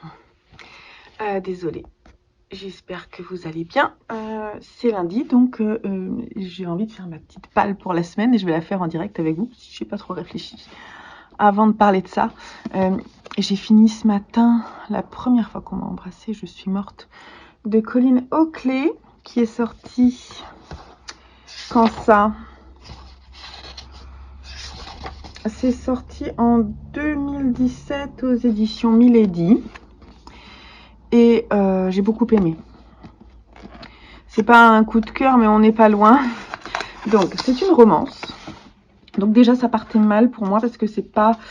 Je suis assez critique vis-à-vis de tout ce qui est romance parce que souvent je trouve qu'il y a beaucoup de clichés. Et mais ça veut pas dire qu'on peut pas passer un bon moment. Je suis désolée, la lumière est vraiment trop moche. Ça veut pas dire qu'on peut pas passer un bon moment et c'est ce qui s'est passé avec ce bouquin. Donc en fait pour moi ce sont des livres qui vont pas forcément super loin mais qui sont vraiment voilà des feel good et c'était vraiment dans ce cadre là que je l'ai lu. Mais j'ai toujours peur que ça me fasse ouais ok lever lever un peu les yeux en l'air en disant ouais ok d'accord. Et d'ailleurs la fin m'a fait un peu faire ça mais j'ai versé ma petite larme. Bon, faut dire qu'en ce moment, je dors pas beaucoup, donc je suis un peu fatiguée. Mais je pense que c'est lié à ça. Mais c'est aussi lié à l'écriture de Colleen Hockley, qui est vraiment très fluide et très agréable à lire. Donc, je vous le conseille. J'ai déjà fait un petit pitch, mais je peux rapidement le refaire. Il était peut-être pas très bien fait au départ, parce que j'avais pas lu grand-chose quand je vous l'ai fait. Donc, on suit 2 personnages. On passe de chapitre en chapitre à chacun d'entre eux. Donc on suit Jubilee qui est atteinte d'une maladie très rare, ce que je vous dis. En fait, elle ne peut pas toucher les autres puisqu'elle est allergique au contact humain. Donc même si il y a des squames de la peau, par exemple, vous avez porté un pull et elle met ce pull, elle a des réactions allergiques. Donc on peut pas du tout la toucher.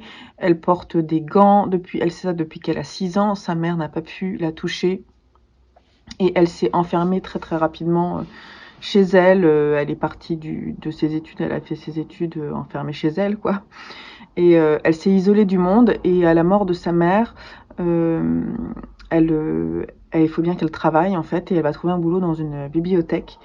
Elle s'occupe des prêts et elle va rencontrer le second personnage qui est Eric, qui est un homme qui est divorcé, qui est en froid avec sa fille, mais pas son ex-femme, avec sa fille qui a 15 ans. Et qui a des petits soucis d'adolescente.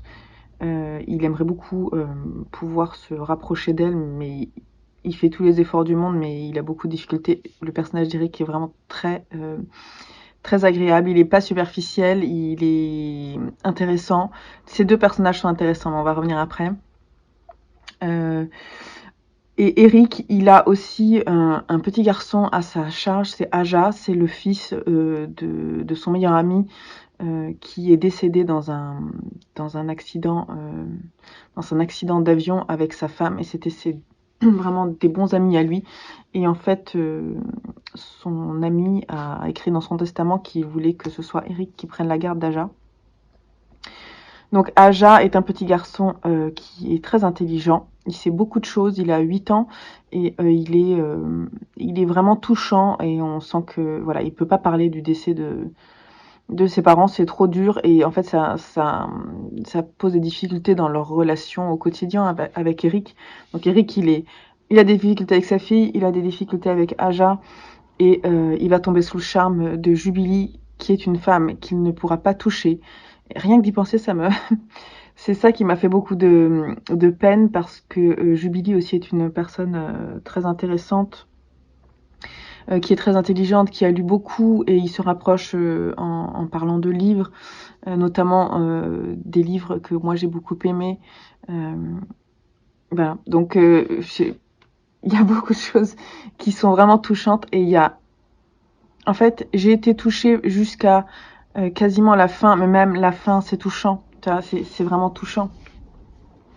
Ce qui m'a vraiment fait pleurer, en fait, c'est que je sentais qu'il n'y avait pas d'espoir. Et c'est tellement terrible quand on pense à ces personnes qui ont des maladies et des allergies si fortes et parce que c'est vrai, hein, il y a des personnes qui peuvent pas manger beaucoup de choses parce qu'ils peuvent pas le supporter. Bah, je trouve ça terrible, en fait. C'est réel. Et cette maladie qu'elle a, Jubilee, je ne sais pas si ça existe, mais on en connaît d'autres. C'est-à-dire que ces personnes qui ne peuvent pas voir la lumière,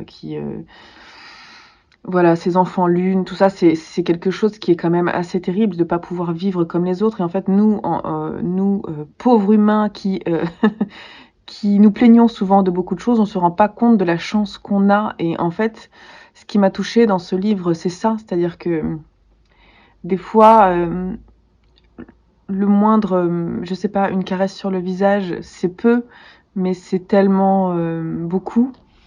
Et Jubilee, elle peut pas le vivre et c'était vraiment, il y a des moments où il y a des caresses qui se font avec les gants et c'est extrêmement érotique, j'ai trouvé. Et je ris, mais en fait, c'est vraiment touchant parce que ça va pas loin, hein, mais c'est vraiment très très beau. Donc j'ai trouvé que c'était vraiment bien écrit, ça m'a vraiment touchée. Voilà. Je ne dirai pas pourquoi j'ai pas aimé la fin, mais si vous l'avez lu, on peut en parler si vous voulez sur Instagram, sur mon nouveau compte, je fais ma promo, sur mon nouveau compte dédié à la lecture, ev3.lecture. Donc n'hésitez pas à venir papoter de la fin. De toute façon, je ferai une chronique dessus sur ce compte-là. Et si vous l'avez lu, et si vous l'avez pas lu, vous pouvez le lire par exemple en fin d'année parce qu'il y a tout un passage qui se passe à Noël et au jour de l'an. Donc c'est typiquement une lecture que vous pourrez mettre par exemple dans le Cold Winter Challenge, dans la partie romance ou feel good. Alors feel good, il y a des beaux moments. Moi j'ai quand même pleuré parce que justement j'ai pas pleuré parce que c'était beau et que se retrouver, ça c'est pas ce qui m'a fait pleurer, mais ce qui me fait pleurer c'est plus justement ces frustrations vécues. Et franchement, je crois que c'est une des rares fois où j'ai pleuré en lisant. Donc, on peut dire que c'est un bon bouquin. J'ai mis, ce matin, en le notant, j'ai mis 4 sur 5 sur Babelio. Et je pense que je vais le remonter à 4,5. Mais en fait, c'est la fin. Et c'est comme dans toutes les comédies. Par exemple, j'adore regarder des comédies sur Netflix. Il y a beaucoup de comédies que j'aime. Mais en fait, ce qui me pose problème, c'est qu'effectivement, ça s'appellerait pas comédie, sinon ça s'appellerait tragédie. On est bien d'accord. Mais pourquoi toujours c'est ce découpage qui fait que on retrouve toujours la même chose. Il y a des moments, c'est ennuyeux que ce soit toujours la même chose. Mais finalement, dans ce carcan de romance, c'est-à-dire dans ce carcan de construction de la romance, je trouve que c'est un très bon livre. Et j'hésite, un 4,5, je pense que 4,5 c'est bien. Ouais, je pense que je vais lui mettre 4,5. Donc c'est quand même, je partais pas gagnante sur ce livre. Donc, je vous le conseille vraiment, et si vous l'avez lu, n'hésitez pas à en venir parler avec moi. Bon, et vous allez m'accompagner sur 2 semaines, et je sais pas en fait si c'est pas trop long. Je crois que je vais finir Dracula et que je vais clore ce vlog sur Dracula. Je pense que c'est pas mal. Donc, je voudrais bien entendu finir Dracula, j'en suis à la moitié, ce que je vous disais, c'est le marque-page qui est là. Donc ça va être ma lecture de ce début de semaine. Je suis contente de la reprendre parce que ça me plaît bien. Ce matin, j'ai commencé Sous un ciel nouveau de Kei Fuji avec des dessins de Kokoro Hirai qui sont des petites scénettes de la vie quotidienne au Japon. Et en regardant les images, donc ça c'est un emprunt de la bibliothèque, en regardant les images, je me suis dit, ça me fait vraiment penser à ce qui est dans ma palle pour le Pumpkin Autumn Challenge, les temps retrouvés. Et forcément, ce sont les mêmes auteurs. Et je crois, franchement, j'ai lu les deux premières scénettes, que ce sont les deux personnages, ces petits vieux là, très attendrissants, donc qui vont perdre leur fils dans un accident de voiture, et ils vont avoir leurs deux petits-fils à gérer, et ils n'ont pas beaucoup d'argent, il va falloir qu'ils s'en sortent, et voilà, donc je pense que voilà, donc c'est le bon moment. Je crois que c'est d'abord celui-là qu'il faut lire avant de lire celui-là. Donc peut-être que je vais mettre en pause, du coup, surtout que là, dans celui-ci, je crois qu'il y a combien? Il y a 6 scénettes. Non, il y en a 7. 1, 2, 3, 4, 5, 6, 7. Moi, j'ai lu les deux premières et on n'a pas le fin mot de l'histoire. En fait, on l'a après. Donc ce que je vais faire, c'est que je vais faire un petit break et je vais lire d'abord celui-là et reprendre ensuite celui-là.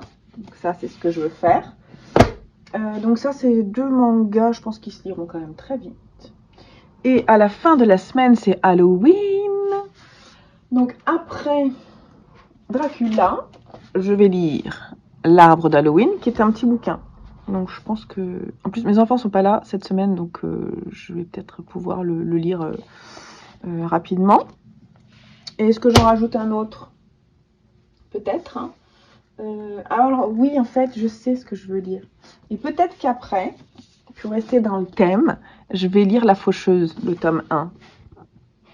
C'est pas comme si c'est pas comme si j'avais commencé 10 000 sagas en 2021, hein. Mais je crois que ça serait pas mal dans le thème. On est dans la partie freaky. Bref, j'ai une pile à lire qui est vraiment thématique. Je pense que je pourrais peut-être rajouter quelques mangas. Bon, là, ça me fait quand même beaucoup de pages. Mais en même temps, j'aimerais bien me faire genre une semaine à 1000. La semaine dernière, j'ai fait 700 pages, un truc comme ça, en lisant peu dans la semaine et pas mal ce week-end. En fait, je l'ai pas mis sur les réseaux parce que je trouvais ça pas forcément intéressant pour les autres. Mais ce mois-ci, je compte le nombre de pages que je lis. Roman versus graphique, juste pour savoir en fait ce que ça donne. Et je trouve ça intéressant. Donc, mais ce mois-ci, en fait, j'ai déjà lu pas mal, donc c'est un mois un peu lecture. Je vais partir là-dessus, mais déjà, je pense qu'on va passer sur Dracula, et je vous ferai peut-être un petit point sur ces mangas dont je vous parle, là, qui sont de Kei Fuji et Kokoro Hirai. C'est toujours des jolis noms, je trouve. Bon, allez, je vous laisse là, et je vous dis à plus tard. Hello du mardi soir, je suis en train de lire Dracula. Il y a quelques longueurs. Alors moi je suis un peu crevée du coup, je pense que ça n'aide pas, mais je trouve qu'il y a quelques longueurs. Mais on s'approche de la fin, on va dire. On entame le dernier tiers. Donc je vais essayer de l'avancer, finir peut-être demain ou après-demain. J'ai 2 jours où je me repose. Je voudrais travailler sur un projet pour ma boutique, mais sinon je vais me reposer. Et ce soir, on va au cinéma. Alors en fait, je suis enrhumée, je commence à être malade un peu. Et je sens que mon corps a besoin de se reposer. En même temps, ça fait plusieurs nuits que je dors pas bien. Je sais pas pourquoi. Donc c'est pas très grave, mais du coup, je pense que j'ai une sinusite qui arrive, une grosse fatigue. Mais on va quand même voir ce soir, je suis contente, hein, le dernier Ridley Scott. Et je vous en parlerai en rentrant. On est que tous les deux avec mon homme là cette semaine. Et j'espère que du coup je vais pas être malade toute la semaine. Ça serait trop bête. Mais ça m'empêche pas de faire des choses. C'est un petit rhume. C'est juste que là je suis HS. c'est pas ce soir que je vais me coucher tôt, mais demain matin, je vais rien faire, je pense. Je vais me reposer. Je vais vraiment prendre du temps pour moi. Je vais faire quelques courses et tout, mais c'est tout. Donc on se retrouve demain. Donc on est allé voir hier soir le film Le Dernier Duel de Ridley Scott. Donc c'est l'histoire qui est inspirée de faits réels, qui raconte le dernier duel de l'histoire au XIVe siècle, qui a opposé en fait deux hommes qui au départ étaient amis, mais qui se sont ensuite séparés pour devenir plutôt ennemis. Et en fait, ils se battent pour la femme, pour l'honneur de la femme de l'un d'eux, Jean de Carouge, chevalier. Sa femme accuse donc Jacques Legris, son adversaire, de l'avoir violée un jour où elle s'est retrouvée seule chez elle. L'histoire tourne autour de ça, elle est construite de façon intelligente. On a d'abord le point de vue du mari, qui est joué par Matt Damon, un guerrier qui devient ensuite capitaine, qui devient ensuite chevalier, qui est tout abîmé. Il a vraiment, Matt Damon est assez méconnaissable, voilà, assez dur, mais vraiment incroyable dans ce rôle. Son adversaire, c'est, comment il s'appelle, comment il s'appelle, j'ai noté son nom, Adam Driver, c'est ça. Adam Driver, qui est Jacques Legris, qui est l'écuyer et qui est très proche du roi et de la cour. Ah là là, c'est le bel homme qui a toutes les femmes à ses pieds et qui va abuser sexuellement de la femme de son ex-ami, parce que en fait certainement il voulait tout ça, mais en fait c'est un personnage extrêmement intelligent, là où son ancien ami lui est un illettré bourru, voilà, qui ne sait pas faire grand chose excepté se battre. L'autre est un personnage plus smart, intelligent, il sait compter, il est d'ailleurs le comptable de je sais pas qui d'ailleurs, je sais pas ce que c'est comme rôle qu'il joue. Il y a Matt Damon et comment il s'appelle? Ah, je mettrai ici. Qui sont d'ailleurs, ils ont produit ce film. Et donc la femme, donc oui, il y a 3 points de vue. Donc le premier point de vue, c'est celui de Matt Damon. Le second point de vue, celui d'Adam Driver, qui est donc, au début, on se dit, oh là là, donc la même histoire est racontée 3 fois de 3 points de vue. Donc d'abord celle de cet homme qui va rencontrer une femme qui va trouver très très belle, elle est extrêmement belle, et il va essayer de construire sa vie avec elle. Malheureusement, elle ne pourra pas lui donner d'enfant. Et voilà, il est tiraillé entre cet amour qui ne donne pas ce qu'il souhaite, c'est-à-dire un fils, parce que lui, ce qu'il veut, c'est au moins hériter, il veut être propriétaire, il veut avoir un enfant, il est dans les carcans sociaux de l'époque. Le second point de vue est celui de cet homme, j'allais dire gentleman, mais c'est pas du tout un gentleman, parce que bon, il est extrêmement intelligent, passionnant, tout ça, très beau. Il séduit d'ailleurs beaucoup de femmes. Et au premier abord, quand la femme de Matt Damon le voit, elle le trouve très beau. Et donc lui, il tombe complètement red dingue d'elle. Ça devient une passion à tel point qu'il pense qu'elle a qu'une envie, elle-même, c'est qu'ils puissent tomber amoureux l'un de l'autre et lui faire l'amour, simplement. Et donc, il va aller la voir chez elle. Donc ça, c'est son point de vue. Il va aller la voir chez elle et il va lui faire l'amour un peu de force, mais parce que pour lui, il n'y a pas moyen de faire autrement. Et il lui dit oublie tout, n'en parle pas à ton homme. Et voilà. Donc, on ne sait pas trop ce point de vue. On sent qu'il y a une violence, mais on ne sait pas trop s'il y a du consentement ou non. Et enfin, on a la dernière version qui est celle de la femme qui quand il annonce, en fait, il y a un titre à chaque début de section. Et là, il dit la véritable histoire selon un, et il enlève, il dit la vérité. Voilà, donc ça c'est la vérité. Et cette partie-là, donc on a le point de vue de cette femme, et donc c'est joué par Jodie Comer, j'ai noté son nom parce que rien que d'y penser, hier soir j'ai eu beaucoup de mal en sortant du cinéma à retenir mes larmes. D'ailleurs j'ai pleuré, je pense, parce que j'étais fatiguée. Et là, il y a une scène de viol, si vous supportez pas, vous allez pas pouvoir supporter ce passage-là. C'est extrêmement violent. C'est vraiment déstabilisant. Déstabilisant. C'est filmé d'une façon atroce. Et atroce. Et donc le point de vue de cette femme qui raconte la vérité, qui finalement s'est vraiment fait violer et qui est entourée d'hommes qui finalement abusent d'elle parce que son mari, il n'est pas forcément mieux. Et il y a son procès où elle est vraiment presque traitée de sorcière, quoi. On lui dit que, en plus, elle tombe enceinte juste après ce viol, et on lui dit qu'elle peut pas forcément tomber enceinte elle peut pas tomber enceinte si on n'a pas de plaisir. Et elle, comme vous voulez qu'elle prenne du plaisir dans cet amour, puisque son homme lui fait l'amour en 2 secondes et s'en fout d'elle. Et il y a toute la pression sociale sur les femmes, tout le regard des femmes. Il y a le relationnel. C'est-à-dire qu'au moment où elle décide, elle dit à son mari qu'elle s'est fait violer. Lui, comme il est extrêmement prétentieux, il ne peut pas laisser ce crime. De toute façon, il ne veut pas laisser ce crime passer. Surtout qu'en plus, c'est son ennemi, donc il veut aller jusqu'au bout. Il veut se faire nettoyer de toutes ces saletés qui lui pèse sur le dos.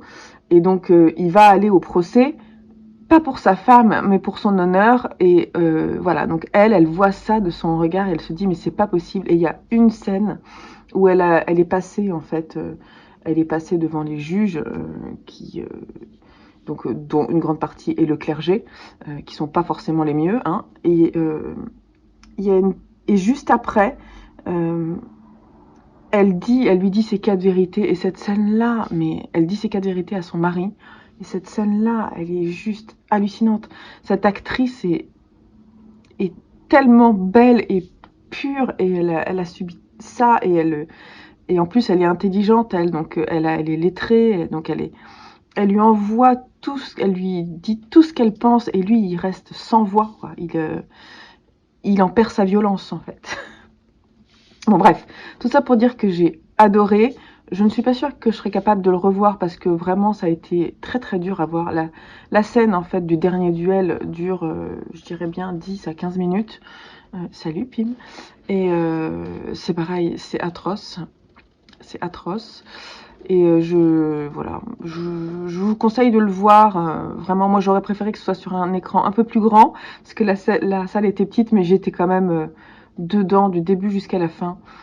Mon homme, lui, a trouvé que c'était pas forcément le meilleur Ridley Scott parce qu'il a trouvé que visuellement c'était pas formidable.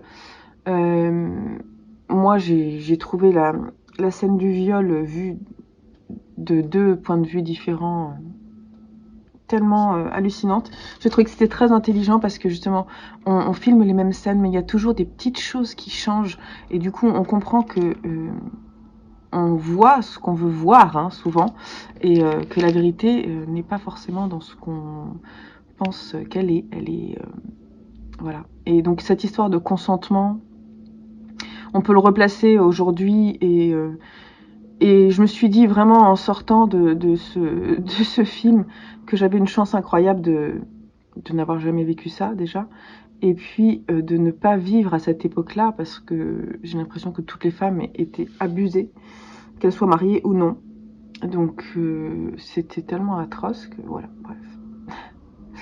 C'était pas un film facile, j'en garderai une empreinte forte. Voilà. Sinon, j'ai lu ces deux-là, je crois pas vous en avoir parlé.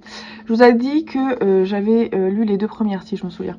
J'ai lu les 2 premières racontant l'histoire de ces 2 vieux qui, à la suite de la mort de leur fils, vont reprendre son commerce et finalement réussir à s'en sortir malgré des péripéties assez difficiles. Et en fait, après, il y a d'autres histoires. En fait, c'est un recueil de plusieurs histoires. Et je vous ai dit, je pense que ce personnage, parce que franchement, ce personnage-là, l'homme, ressemble beaucoup à celui-ci. Donc je me suis dit, c'est la même histoire, ça se trouve. Et finalement, non. Donc ce sont les mêmes auteurs, mais c'est pas du tout la même histoire. Donc là, il faudra que j'achète le second parce que c'est en deux tomes.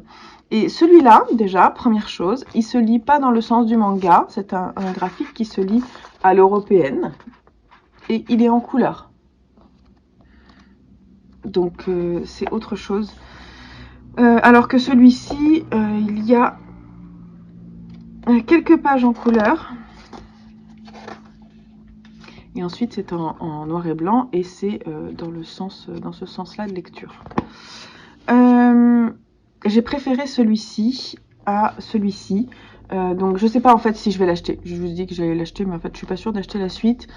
J'ai trouvé que c'était beau. Celui-ci m'a pas forcément... il m'a moins ému en fait que les histoires là. Donc c'est l'histoire de ces deux personnes qui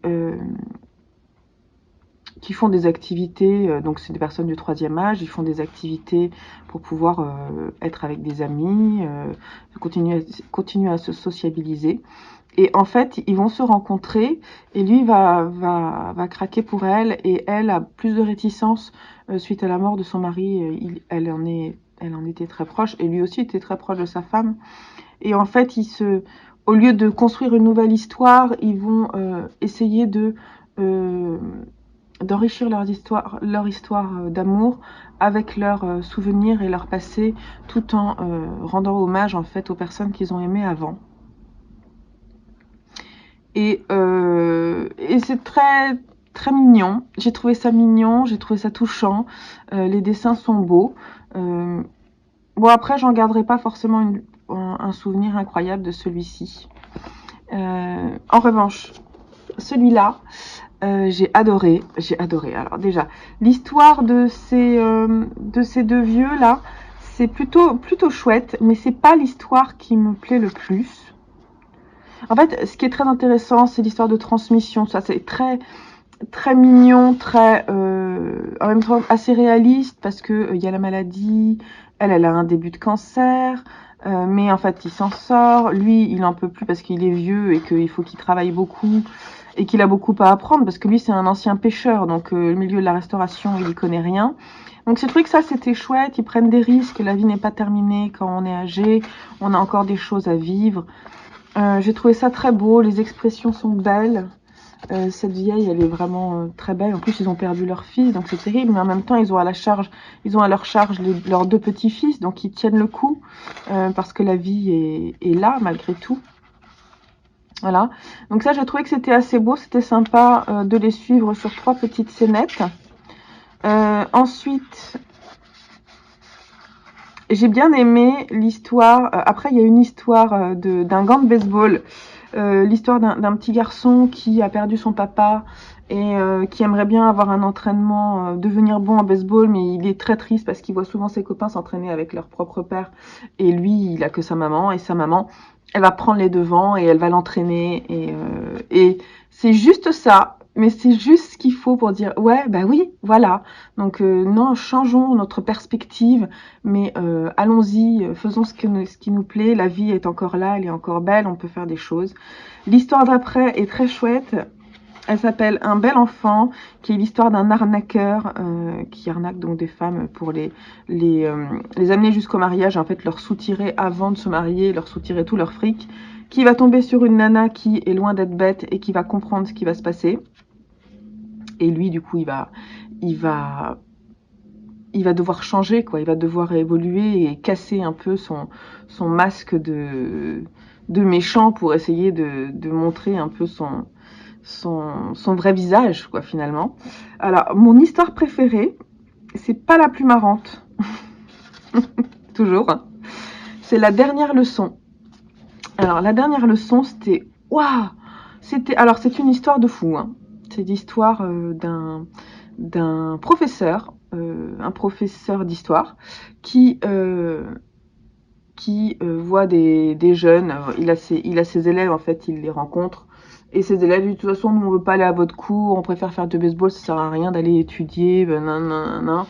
Il dit bon allez, vous venez en classe, et là il va leur faire une leçon d'histoire où il va remonter depuis la nuit des temps jusqu'à aujourd'hui, tout ça pour leur annoncer que et alors en plus il y a un côté surnaturel, c'est-à-dire que l'histoire vient dans la classe et donc eux ils sont complètement effrayés, ils sont effrayés parce qu'il n'y a pas moyen d'être effrayé autrement, elle est très sombre l'histoire qu'il raconte, et les images sont assez incroyable.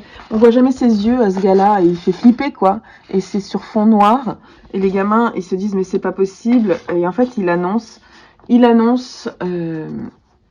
c'est sur le jeu de la vieillesse. C'est-à-dire que il dit son grand sujet, c'est que certes il est vieux, c'est pas pour ça qu'il est nul, et que eux qui le regardent, ils n'ont que ça à vivre pour devenir aussi vieux que lui, parce que la vie passe à toute allure et que voilà, on est peu de choses, et que d'ailleurs il est malade, et voilà. Bref, je vais pas tout vous raconter parce que celle-là je vous laisse la vivre, elle est complètement ouf, cette histoire.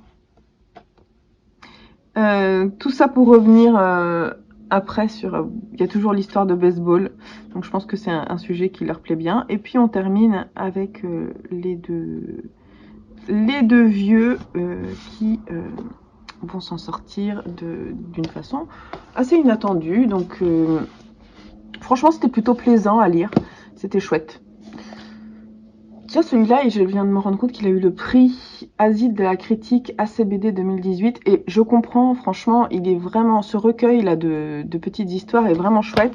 Et à la fin de celui-là, il y a une interview du scénariste et de la dessinatrice qui est vraiment vraiment intéressante, savoir comment ils ont travaillé ensemble sur les personnages. J'aime beaucoup l'histoire, mais franchement, le trait de crayon est incroyable. Elle a un trait de crayon de fou. Kokoro Hirai, et lui c'est Kei Fujii. Ils sont très bons, le duo est très bon. D'ailleurs, ils en ont fait d'autres. Voilà. Donc je vous les conseille, et voilà ce que je voulais vous dire ce matin. Je vais essayer de finir Dracula peut-être aujourd'hui ou demain, et ça va clore le vlog. Hier soir, quand j'étais crevée, je vous disais que c'était un peu lent. Oui, parce que j'étais crevée. Et ce matin, après une bonne nuit de sommeil, je l'ai repris, et ça y est, ça repart. Et j'ai presque, je dirais, une centaine de pages, 120 pages peut-être avant de le terminer. Et je pense que là, ça va, voilà, il y aura moins de ralentissement. Ça me plaît bien. C'est pas un coup de cœur, mais vraiment, ça me plaît bien. L'écriture est un peu lourde quand même, un peu, comment on dit, empesée, je sais pas comment on dit. Mais ouais, elle est un peu lourde, mais quand même ça se lit, c'est assez fluide, donc c'est quand même chouette, ça me plaît bien. Hello du jeudi matin, je viens vous parler et clore le vlog avec Dracula de Bram Stoker, que je viens de terminer ce matin. Il me restait, je veux dire, 80 pages à lire, quelque chose comme ça, donc on va dire que je les ai dévorées.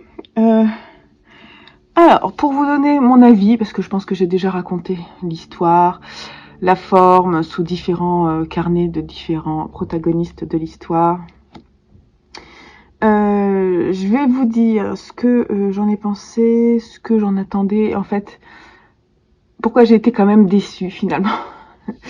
Vous avez vu dans ma lecture, dans ce vlog, je pense, que j'ai pas mal alterné des moments où j'étais accrochée et des moments où je décrochais. Ou non, pas que je décrochais pas, mais je trouvais que c'était lent. Ça se lisait quand même, il y a un rythme, les personnages sont intéressants. Mais c'est très bien pensant. C'est très bien pensant. C'est très Dieu nous sauvera. Dieu est avec nous, ne vous inquiétez pas, l'espoir est là. On a une mission de sauvetage menée par la main de Dieu. Moi, j'attendais... Alors certes, bien sûr, j'ai bien conscience que c'est l'histoire initiale de Dracula. Et donc, c'est une histoire qui est quand même assez ancienne. J'ai beaucoup aimé certains passages où vraiment il se passait des choses. C'est-à-dire qu'à un moment, Dracula leur parle. Et ça dure, mais vraiment 2 pages. C'est tout. Alors que franchement, je pensais vraiment que il y aurait plus d'interaction entre en fait Dracula, ce comte Dracula qui est qui a quand même une certaine prestance, enfin, dans mon imaginaire à moi. Mon imaginaire à moi, ça sert à rien, mon imaginaire. Pour moi, Dracula, il est, certes, il est très doué, il peut prendre les formes qu'il veut, mais il est surtout, il a cette séduction, ce côté séduisant. Là, ça n'y est pas. C'est vraiment, il oblige en fait il oblige les personnes à se transformer alors qu'elles sont particulièrement gentilles. Il n'y a pas de faille dans la moralité de ces jeunes femmes qu'il transforme. Elles restent prudes et pures jusqu'à ce qu'elles basculent. Mais et heureusement, quand elles meurent, il y a la possibilité qu'elles retrouvent leur visage angélique avant de mourir. Mais vous voyez, ça m'énerve. Parce que cette pureté-là, elle n'existe pas vraiment, hein, faut arrêter. Donc il y a des choses comme ça qui m'ont énervée. C'est trop manichéen à mon goût. Pour moi, Dracula, il a un côté séduisant, quoi. Les vampires, ça a un côté séduisant. Ça, rien que les regarder, là, le regard, il est toujours flamboyant. Il fait peur, il est atroce. Alors que Dracula, pour moi, il a un regard séduisant et envoûtant. Et ça y était pas, ça. Donc ça, c'est la partie qui m'a un petit peu gênée. En revanche, je trouve qu'il y a beaucoup d'action. Il y a beaucoup. J'ai adoré la première partie avec Jonathan Harker et donc quand il rencontre le comte Dracula et qu'il arrive à s'échapper. Cette partie-là, bon, je vous spoile rien parce que c'est vraiment la première partie du bouquin. Je vous dis pas. Je vous parlerai pas de la fin qui m'a déçue. Elle m'a déçue parce que je vais pas vous dire pourquoi, mais enfin, elle m'a déçue parce que j'en attendais beaucoup plus en fait et que, ok, d'accord. Mais j'ai quand même pris plaisir à le lire. Alors c'est un mélange j'avais envie de savoir plus comment cette mission avec tous ces médecins, ces personnes de la haute société vont réussir à déjouer les tours. J'ai aimé le passage où y a ce médecin qui va rencontrer Mina et Mina Harker, qui est donc la femme de Jonathan Harker, qui elle a lu, en fait, Jonathan Harker a écrit son journal et donc elle l'a lu. Et là, ça bascule, c'est-à-dire que lui, il croit qu'il est fou et en fait, il pense pas que ce qu'il a vécu est vrai. Et elle le lit, elle croit et en fait, petit à petit, les gens se rendent compte les personnes qui vont faire partie de cette mission vont s'avouer la vérité sur le fait que ça existe, cette créature existe, ce type de créature existe. On n'est pas fou, on l'a bien vu, il faut qu'on s'en occupe. Et ça, moi, j'ai adoré cette partie-là où finalement la folie est avouée. Et d'ailleurs, j'ai bien aimé aussi le comparatif. Il y en a un qui travaille dans un hôpital psychiatrique. Et il y a une des personnes qui est un des patients qui mange des mouches, il mange des insectes, tout ça, et en fait il est au contact avec le comte Dracula. Et entre la folie, il y a quelque chose qui est intéressant entre la folie et le vampirisme. C'est plutôt intéressant cette recherche-là. J'ai trouvé que la peur était bien retranscrite. Ça fout des frissons, franchement. Parfois, tu te dis, oh là là. Puis moi, je l'ai lu souvent la nuit ou tôt le matin. Donc, franchement, il y a des moments où j'étais un peu flippée. Je trouvais qu'il y a une ambiance. En fait, c'est ça qui est bien dans ce bouquin. Je crois que c'est vraiment ça qui sort et qui fait vraiment donner presque des frissons. On n'est pas à l'aise, quoi. On n'est pas à l'aise pour ces personnages. On a l'impression que vraiment, ça va être vraiment très très difficile, que on voit pas comment ils vont s'en sortir. Et c'est ça que j'ai aimé, quoi. Il y a une atmosphère très lourde, très freaky, quoi. C'est très freaky, ça met des frissons partout, qui est vraiment très bien retranscrite par Bram Stoker. Voilà, donc j'ai bien aimé la construction du livre. J'ai trouvé que c'était une construction intéressante, le fait que ce soit des journaux, parce qu'on passe d'un caractère à un autre, et du coup, on apprécie tous les caractères.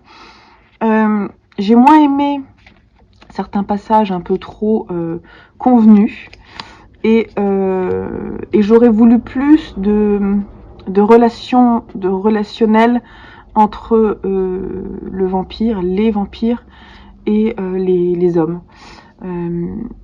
Voilà, parce qu'on les voit souvent les vampires, mais souvent quand ils sont de jour, quoi, on les montre. Il y a vraiment une étude clinique, tout ça sur leurs personnages, la façon dont ils sont morts, les sans-vie. Donc c'est tout ça, c'était plutôt chouette. Mais j'aurais voulu un peu plus de subtilité ou de quelque chose qui nous permette de se dire ouais c'est tordu quand même. Pour moi c'est pas assez tordu, c'est trop manichéen. Mais voilà, c'était mon point de vue sur Dracula. Mais c'était chouette de le lire en lecture commune, c'est un bon pavé quand même, hein. Il fait 680 pages. Mais je vous le conseille en cette période d'Halloween. C'est quand même, je vous le conseille parce que je pense que c'est à lire. C'est vraiment un classique et c'est quand même à l'initiative du personnage qui est devenu mythique de Dracula. Donc voilà. Et alors moi j'arrive pas trop à me souvenir. J'ai vu le film de Coppola et de Herzog. J'ai dû le voir aussi. Avec Klaus Kinski, c'est lui, hein, je crois. Et celui de Coppola, je l'ai vu aussi, avec, comment elle s'appelle, hein, celle qui joue dans Le Temps de l'Innocence, là. Bref, voilà, et je vous mettrai l'affiche. Celui-ci, je l'ai vu, le film aussi. Et du coup, je crois qu'il y a une version qui est sur Netflix. J'ai envie de la regarder, peut-être cet après-midi. Donc, je vais voir. Je vous ai pas parlé, mais hier, j'ai vu un film formidable sur Netflix. Je vous dis juste le titre et je vous en reparlerai dans mes coups de cœur du mois. C'est, je vais te dire, Call Me By Your Name avec Timothée Chalamet. Et c'est un film d'un réalisateur que je ne connaissais pas. Et j'ai adoré. J'ai adoré. Ça m'a retourné. C'est une histoire d'amour MM. Trop belle. Trop bien filmée. J'ai trouvé ça superbe. Bref, je vous laisse là. Ce vlog se termine ici. Il va être très très long, j'en ai bien conscience. Et pour commencer cette chaîne, voilà, il est comme il est. Ah oui, je voulais juste vous dire vite fait avant de vous quitter, je pense qu'il n'y aura pas de vlog lecture tout de suite. J'ai envie de faire des contenus un petit peu différents pour tester différentes choses sur ma chaîne. Mais j'espère, enfin je reviendrai avec des vlogs, vous inquiétez pas. Enfin, moi je m'inquiète pas non plus parce que bah, j'adore ça, tourner des vlogs. Et puis voilà, donc j'ai envie de revenir vous voir avec différentes vidéos, différentes choses. J'ai plein d'idées, ça fourmille d'idées là-dedans. Faut que ça se calme. Allez, je vous fais des gros bisous. Je vous souhaite de bonnes lectures et je vous dis à très vite. Bye bye.